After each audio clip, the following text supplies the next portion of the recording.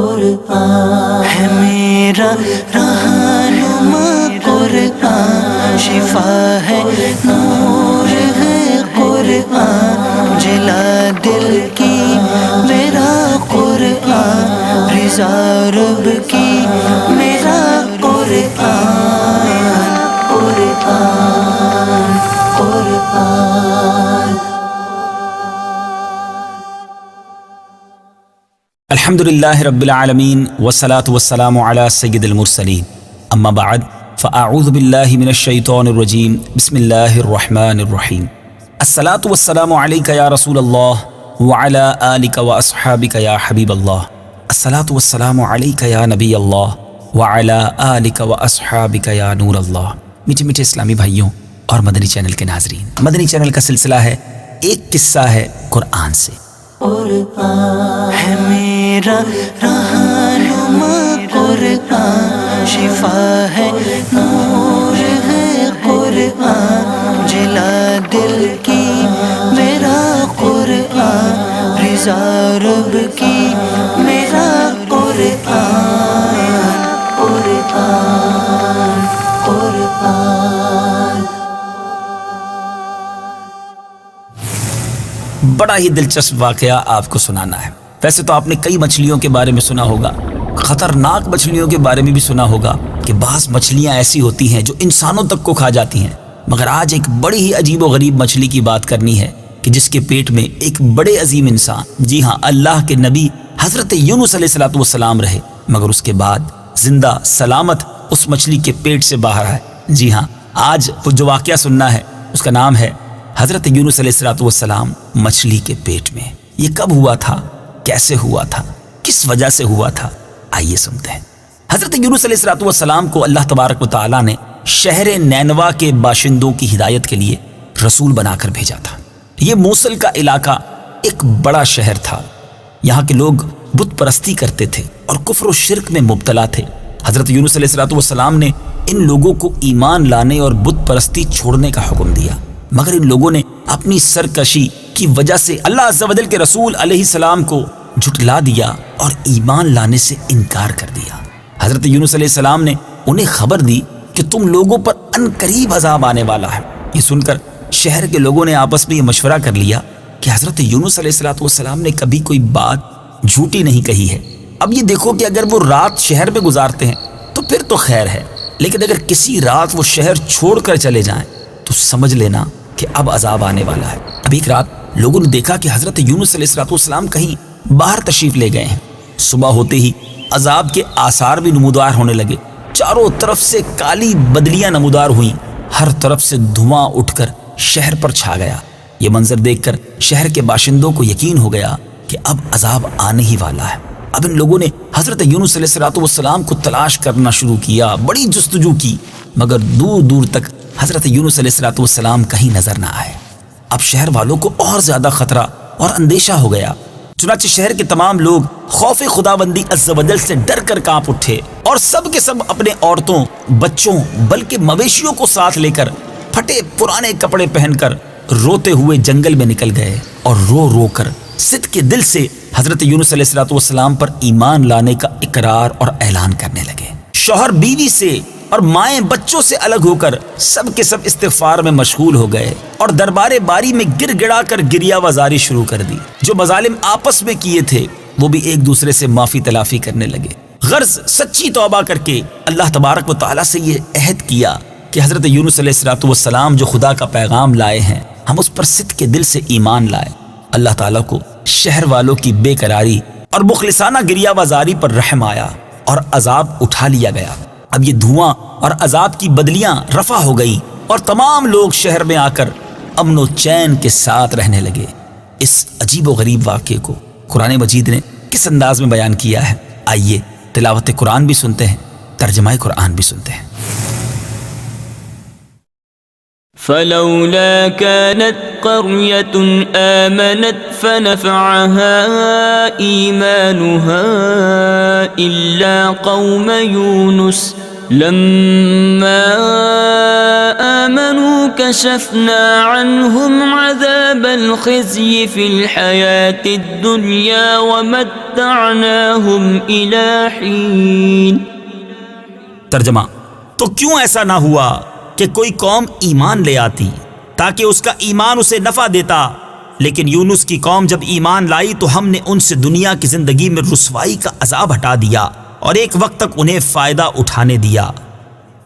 میٹھے میٹھے اسلامی بھائیوں، یہاں ایک بات سمجھنے والی ہے کہ جب کسی قوم پر عذاب آ جاتا ہے تو عذاب آ جانے کے بعد ایمان لانا مفید نہیں ہوتا، مگر حضرت یونس علیہ السلام کی قوم پر عذاب کی بدلیاں آ جانے کے بعد بھی جب وہ لوگ ایمان لائے تو ان سے عذاب اٹھا لیا گیا. طبرانی شریف کی روایت ہے کہ شہر نینوا پر جب عذاب کے آثار ظاہر ہونے لگے اور حضرت یونس علیہ السلام باوجود تلاش و جستجو کے لوگوں کو نہیں ملے تو شہر والے گھبرا کر اپنے ایک عالم کے پاس گئے جو صاحب ایمان اور شیخ وقت تھے اور ان سے فریاد کرنے لگے. تو انہوں نے حکم دیا کہ تم لوگ یہ وظیفہ پڑھ کر دعا مانگو: یا حی حین لا حی و یا حی یحیی الموتى و یا حی لا الہ الا انت. چنانچہ لوگوں نے یہ پڑھ کر دعا مانگی تو عذاب ٹل گیا. بعض روایتوں میں کچھ اور وظائف بھی ملتے ہیں. میٹھے میٹھے اسلامی بھائیوں، عذاب تو ٹل گیا، اب حضرت یونس علیہ السلام کہاں تھے اور پھر یہ واقعہ آگے کیسے بڑھا؟ حضرت یونس علیہ السلام شہر کے قریب آئے تو آپ نے شہر میں عذاب کے کوئی اثر کو نہیں دیکھا. لوگوں نے عرض کی کہ حضور اپنی قوم میں تشریف لے جائیے. تو آپ نے فرمایا کہ میں اپنی قوم میں کس طرح جا سکتا ہوں؟ میں تو ان لوگوں کو عذاب کی خبر دے کر شہر سے نکل گیا تھا مگر عذاب تو نہ آیا، تو اب وہ لوگ مجھے جھوٹا سمجھ کر قتل کر دیں گے. آپ یہ فرما کر غصے میں بھر کر شہر سے پلٹ آئے اور ایک کشتی میں سوار ہو گئے.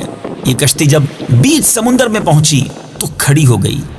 اب وہاں کے لوگوں کا ایک بڑا عجیب و غریب عقیدہ تھا کہ وہی کشتی سمندر میں کھڑی ہو جایا کرتی ہے کہ جب کشتی میں کوئی بھاگا ہوا غلام سوار ہو جاتا ہے. چنانچہ کشتی والوں نے قرآن نکالا، قرآن دازی کی تو حضرت یونس علیہ السلام کا نام نکل آیا. تو کشتی والوں نے آپ کو سمندر میں پھینک دیا اور کشتی لے کر روانہ ہو گئے اور فوراً ہی ایک مچھلی آپ کو نگل گئی اور مچھلی کے پیٹ میں جہاں بالکل اندھیرا تھا آپ قید ہو گئے. مگر اسی حالت میں آپ نے یہ آیت کریمہ لا الہ الا انت سبحانک انی کنت من الظالمین یہ وظیفہ پڑھنا شروع کر دیا اور اس کی برکت سے اللہ تعالیٰ نے آپ کو اس اندھیری کوٹھڑی سے نجات دی اور مچھلی نے کنارے پر آ کر آپ کو اگل دیا. اس وقت آپ بڑے ہی کمزور اور نحیف ہو چکے تھے. اللہ عز و جل کی شان تو دیکھیں کہ اس جگہ ایک کدو کی بیل اگ گئی، آپ اس کے سائے میں آرام کرتے رہے. پھر جب آپ پہ کچھ توانائی آئی تو آپ اپنی قوم میں تشریف لائے اور سب لوگ انتہائی محبت و احترام کے ساتھ پیش آ کر آپ پر ایمان لے آئے. میٹھے میٹھے اسلامی بھائیوں، اس واقعے سے ہمیں یہ بھی پتہ چل رہا ہے کہ یہ آیت کریمہ جو آج کل ورد کیا جاتا ہے یہ حضرت یونس علیہ السلام نے مچھلی کے پیٹ میں پڑی تھی اور اللہ تعالیٰ نے اس مبارک آیت کی برکت سے آپ کو مچھلی کے پیٹ سے نجات عطا فرمائی. بڑا مبارک وظیفہ ہے، پڑھتے رہنا چاہیے. اب حضرت یونس علیہ السلام کی جو دردناک داستان ہے قرآن پاک نے اس کو کس انداز میں بیان کیا ہے، آئیے تلاوت قرآن پاک بھی سنیں، ترجمہ قرآن بھی سنیں.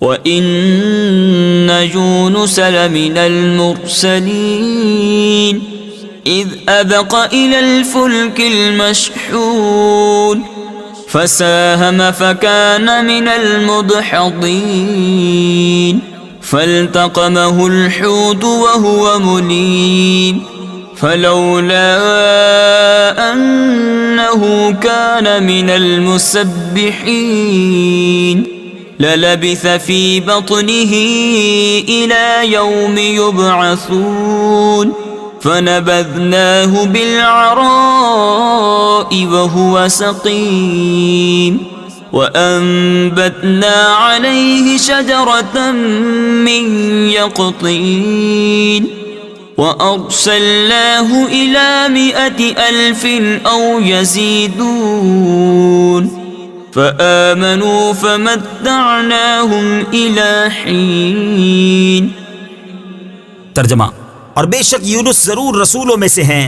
جب وہ بھری کشتی کی طرف نکل گیا تو کشتی والوں نے قرعہ ڈالا تو یونس دھکیلے جانے والوں میں سے ہو گئے. پھر انہیں مچھلی نے نگل لیا اور وہ اپنے آپ کو ملامت کر رہے تھے۔ تو اگر وہ تسبیح کرنے والا نہ ہوتا تو ضرور اس دن تک اس مچھلی کے پیٹ میں رہتا جس دن لوگ اٹھائے جائیں گے۔ پھر ہم نے اسے میدان میں ڈال دیا اور وہ بیمار تھا، اور ہم نے اس پر کدو کا پیڑ اگا دیا، اور ہم نے اسے 1,00,000 بلکہ زیادہ آدمیوں کی طرف بھیجا، تو وہ ایمان لے آئے تو ہم نے انہیں ایک وقت تک فائدہ اٹھانے دیا۔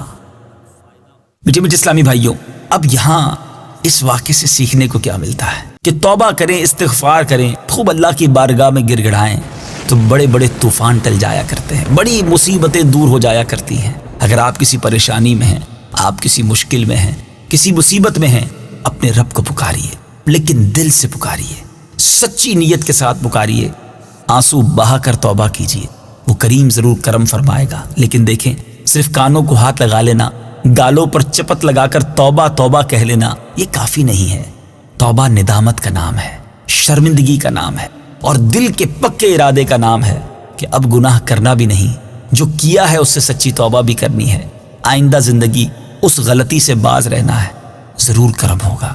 دوسری بات جو اس واقعے سے سیکھنے کو مل رہی ہے کہ اللہ تبارک و تعالیٰ اپنے نیک بندوں کو، یہاں تک کہ نبیوں کو، کیسی کیسی آزمائشوں میں، امتحانوں میں مبتلا کرتا ہے، مگر یہ امتحان، یہ آزمائشیں گویا ان کے مراتب کو، ان کے درجوں کو بلند کرنے کے لیے ہوتی ہیں، اور پھر اس کے بعد جب ان امتحانوں میں وہ کامیاب ہوتے ہیں تو ذرا غور تو کیجئے پھر کیسے انعام و اکرام سے بھی نوازتا ہے۔ اب اگر آج مجھ پر اور آپ پر کوئی آزمائش آ جائے تو یہ غور کرنا چاہیے کہ ہماری تو کوئی حیثیت نہیں، اللہ کے نبیوں کو کیسے کیسے طوفانوں، مصیبتوں، پریشانیوں میں مبتلا کیا گیا اور وہ اس پر ثابت قدم رہے، اللہ کی وہاں بھی ثنا کرتے رہے، رب سے وہاں بھی مدد مانگتے رہے۔ تو ہم بھی اگر کسی مشکل میں ہیں تو صبر کا دامن نہ چھوڑیں، اور اگر یہ امتحان آیا ہے تو اس پر پورا اترنا ہے، شکوے شکایت کر کے صبر کا ثواب تو ضائع نہ کریں۔ شاعر لکھتے ہیں نا، زباں پر شکوے رنج و علم لایا نہیں کرتے، زباں پر شکوے رنج و علم لایا نہیں کرتے، نبی کے نام لیوا غم سے گھبرایا نہیں کرتے۔ ہمت میں رہیے، اللہ تبارک و تعالیٰ کی بارگاہ سے مدد مانگتے رہیے، انشاءاللہ یہ مشکل دور ہونی ہے، یہ وقت بھی گزر جائے گا۔ جی ہاں، آپ پر اور ہم پر پھر خوشحالی کے دن آئیں گے۔ اللہ تعالیٰ ہم سب کو صبر کا دامن تھامے رکھنے کی توفیق عطا فرمائے، فیضان قرآن کو خوب عام کرنے کی توفیق عطا فرمائے۔ دیکھیں نا، قرآن پاک میں کتنے خوبصورت واقعات بھی ہیں اور ہمارے لیے کتنے پیارے پیارے مدنی پھول بھی ہیں۔ مدنی چینل دیکھتے رہیے، اگلے سلسلے میں ایک اور قصہ قرآن کا لے کر حاضر ہوں گے۔